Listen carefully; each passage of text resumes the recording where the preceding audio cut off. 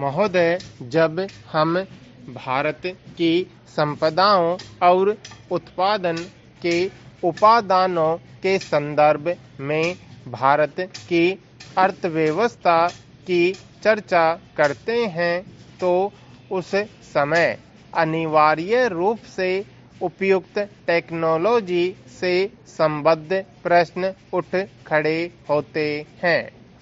इसके लिए कोई निश्चित उत्तर नहीं दिया जा सकता।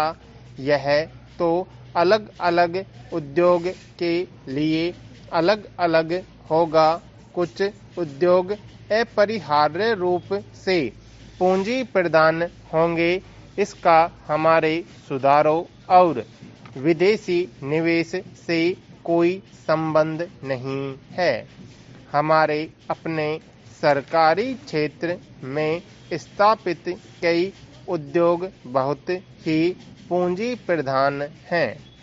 ऐसे भी कई क्षेत्र हैं जहां उत्पादन के श्रम प्रदान तरीकों का उपयोग होता है और वे प्रतियोगिता का सामना भी करते हैं।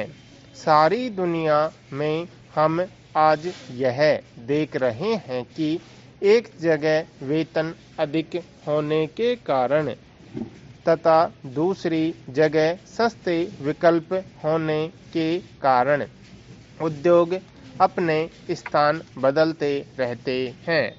यह बात एक दूसरे से कतई भिन्न क्षेत्रों पर भी लागू होती है, जैसे वस्त्र उद्योग, चमड़े का सामान, इलेक्ट्रॉनिक्स और कई अन्य उद्योग अन्य स्थानों से आकर भारत में जो निवेश किए जा रहे हैं वे ठीक इन्हीं कारणों से किए जाते हैं और ये उद्योग बड़ी मात्रा में रोजगार प्रदान करेंगे।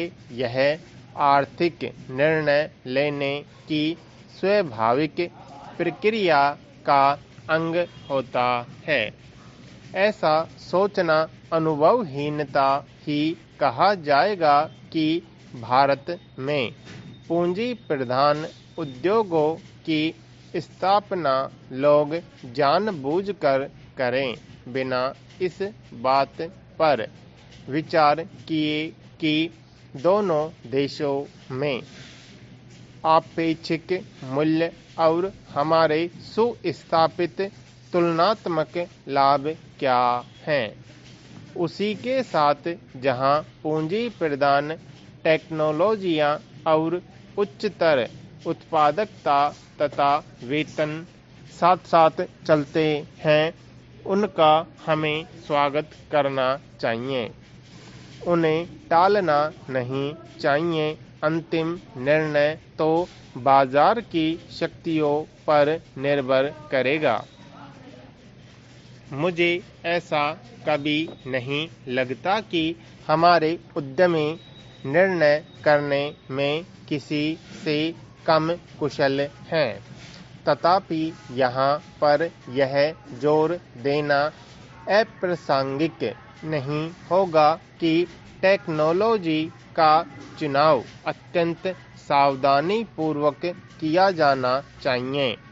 इस संदर्भ में विदेशी टेक्नोलॉजी का आयात करने वालों को देश में उपलब्ध टेक्नोलॉजियों की भी सावधानी पूर्वक जांच करनी चाहिए। सामान्य रूप से टेक्नोलॉजी का विलयन और अंगीकरण उतना महत्वपूर्ण नहीं होता जितना टेक्नोलॉजी को तैयार करने की क्षमता पैदा करना।